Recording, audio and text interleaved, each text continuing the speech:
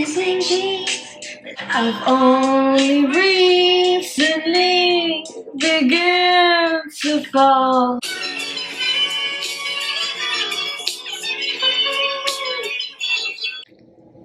Hey everybody! I apologize for the lighting.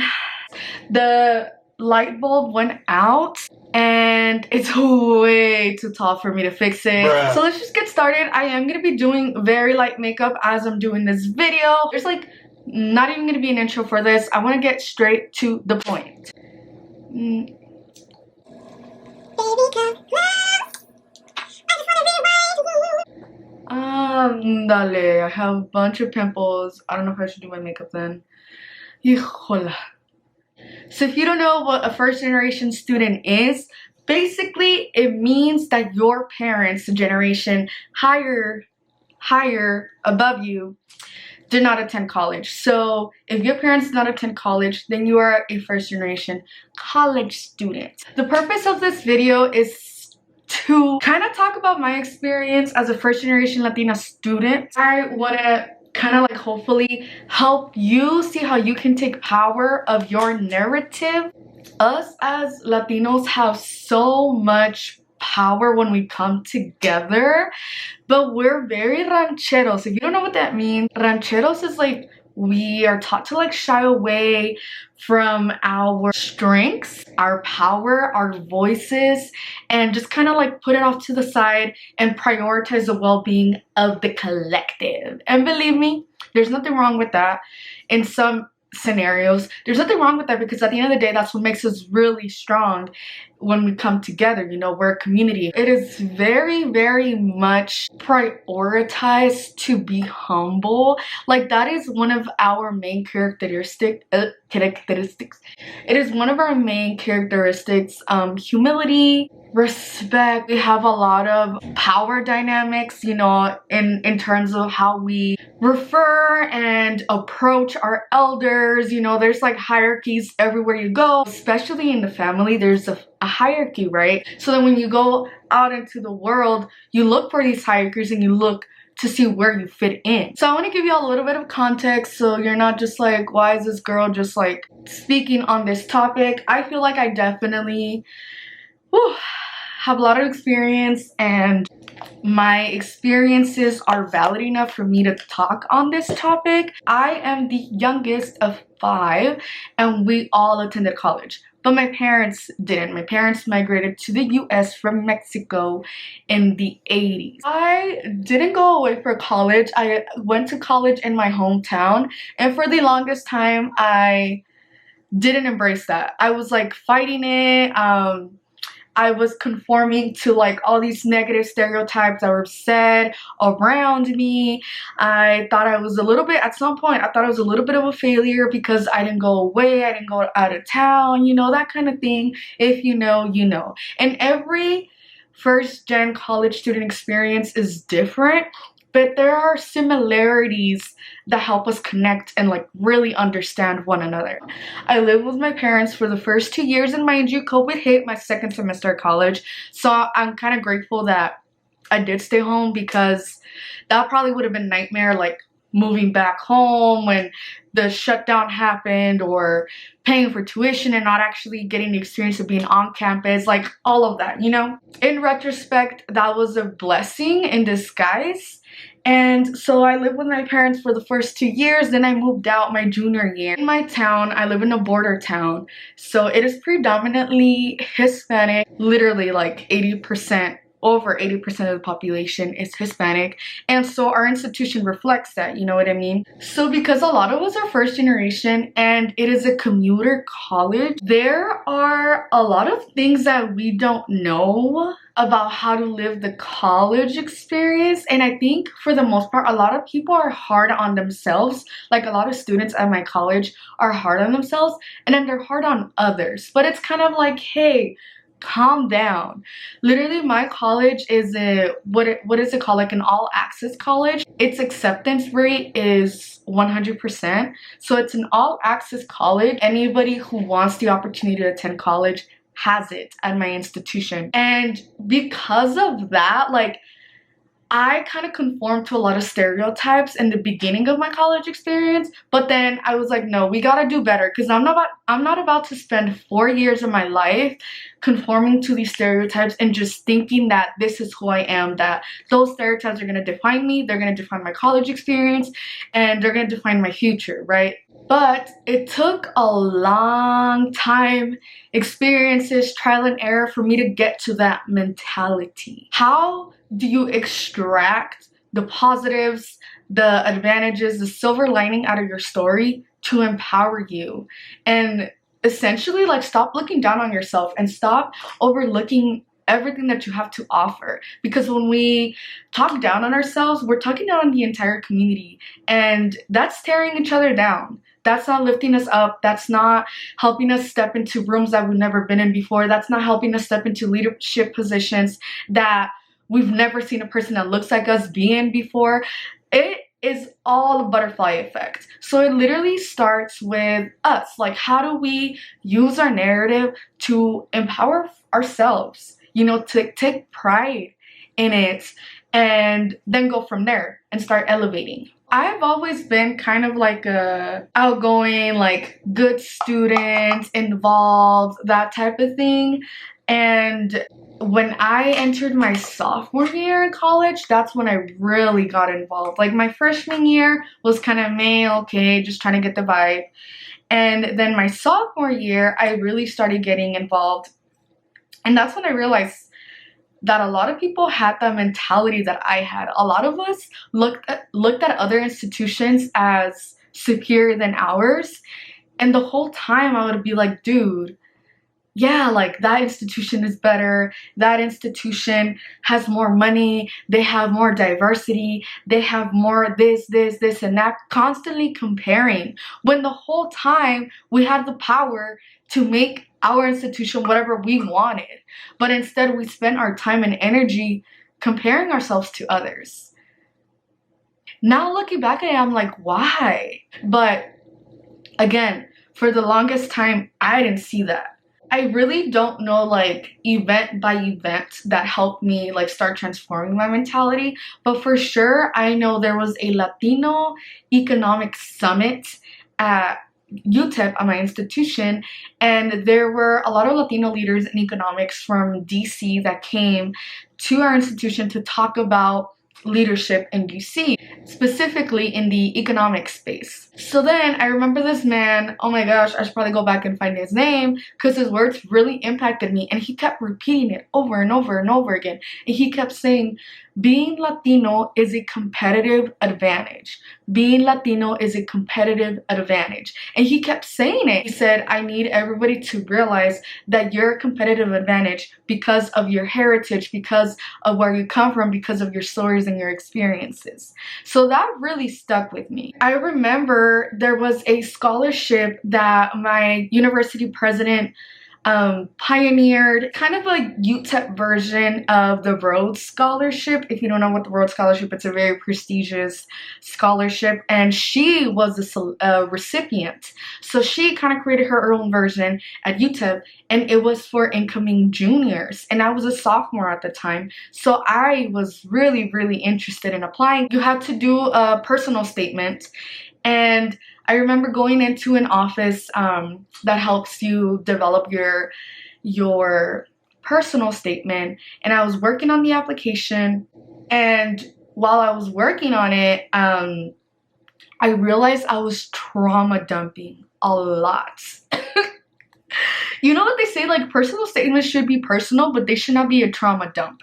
And I'll do a whole other video on how to write a personal statement, because Lord, do I have experience now. I was being so negative about my family. I was being so negative about my experiences, and I couldn't find any value in my story, which is sad, but that's a lot of our experiences. Like, a lot of us genuinely don't know what we have to offer. I thought, I'm just a student.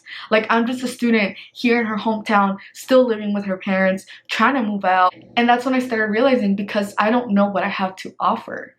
So then I ended up not applying to that scholarship.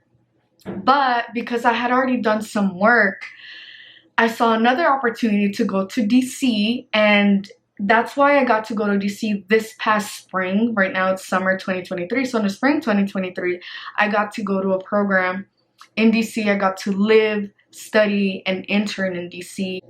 I didn't know I could take on those opportunities at the time. I was like, let me apply to this and let me just build on whatever I already had of my personal statement. At this point, I had already like sat on that idea that I needed to build something better for months, because this application that I was doing for the scholarship was like August, and the other deadline for the DC program wasn't until like February. So I literally had like September, October, November, December, January to like clear out my head and start from scratch. So then this was like a very transformative few months in my life, because it went from like constantly putting myself down to trying to figure out a way to like really define who I am, find my narrative and own my narrative.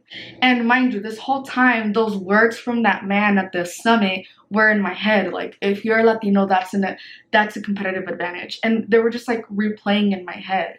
So then I started drawing on my experiences, and I was like, well, I mean, I learned English when I was in middle school, and that's literally how I opened up my personal statement. I talked about an experience that happened to me when I couldn't reply back to a student, like a classmate, because I didn't speak English at the time. And in my other video that I write about personal statements, I'll read it to you all. And that's when things started changing a little bit. It was like, I thought it was normal because in my town, in my university, a lot of us are English as a second language learners, but that doesn't mean every other place outside of my town is. So then I started thinking about my parents, and I was like, they worked very hard labor, minimum paying jobs. My dad was a janitor at a high school before he retired, and I was like, his job was essential. Like, instead of thinking this is normal, it's not. You know what I mean? Like, they didn't get a proper education, a formal education, but they worked their entire lives to be able to provide for us. So I had to start drawing on those experiences and saying, like, that makes me unique. That makes me a competitive advantage. Even if I don't see it right now, it will eventually dawn on me. And that's what a lot of times we do. We kind of stick to our humility, and we don't put our value up on the spotlight. Like, we tend to shy away from that. And if you're a first generation college student, you need to take pride in that. You need to take pride that you're there. You're representing a whole community, a lot of new incoming first generation Americans that are gonna look up to you. You're representing your family, your parents, whoever didn't get a formal education, like now you are.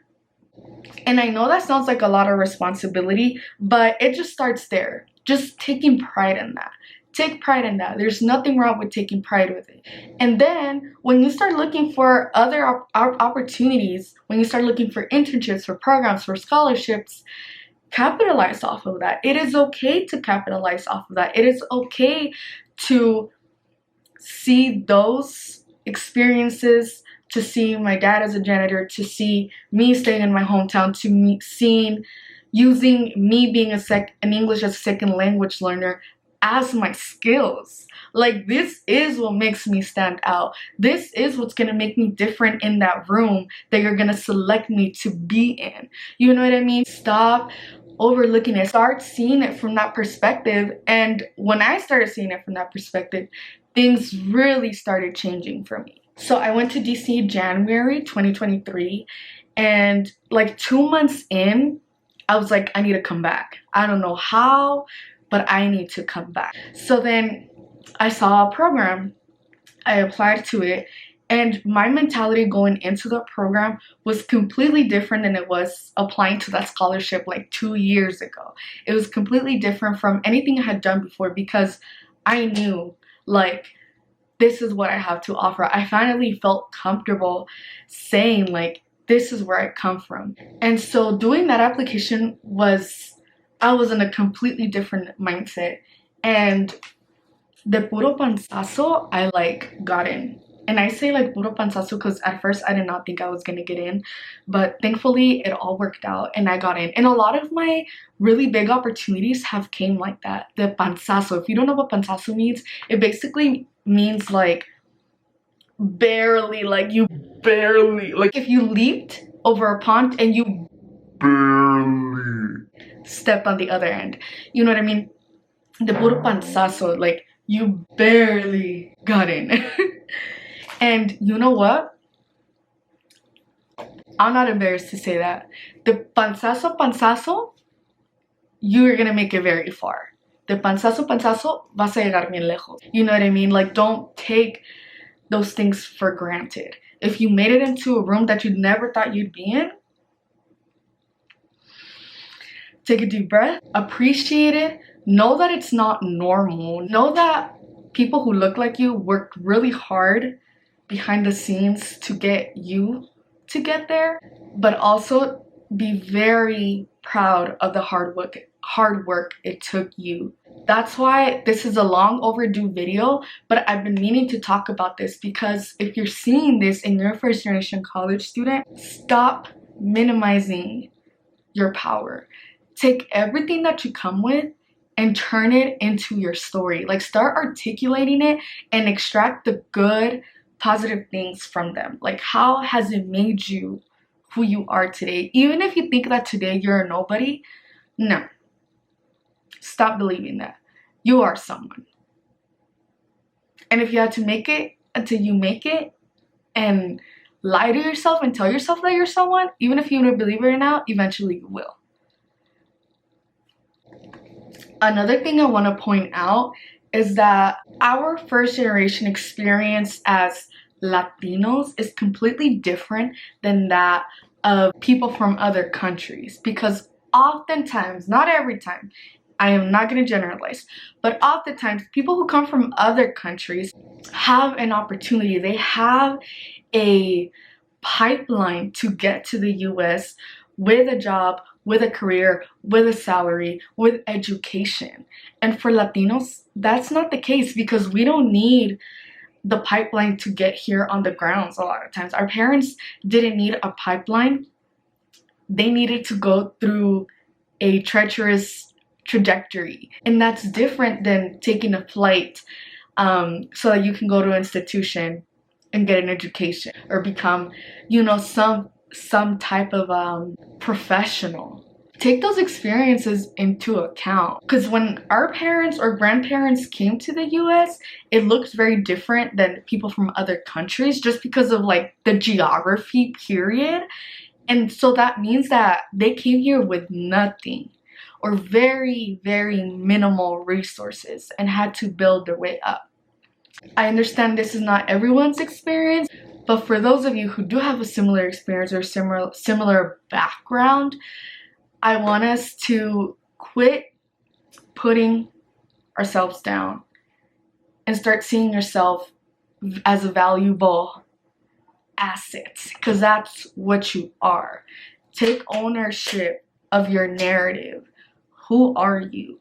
What have your parents been through? What have your siblings been through? What have you been through? Because in the moment, this is your entire life. It seems like that's normal, but it's not. It is not normal. It's not the experience of every other American outside of your hometown.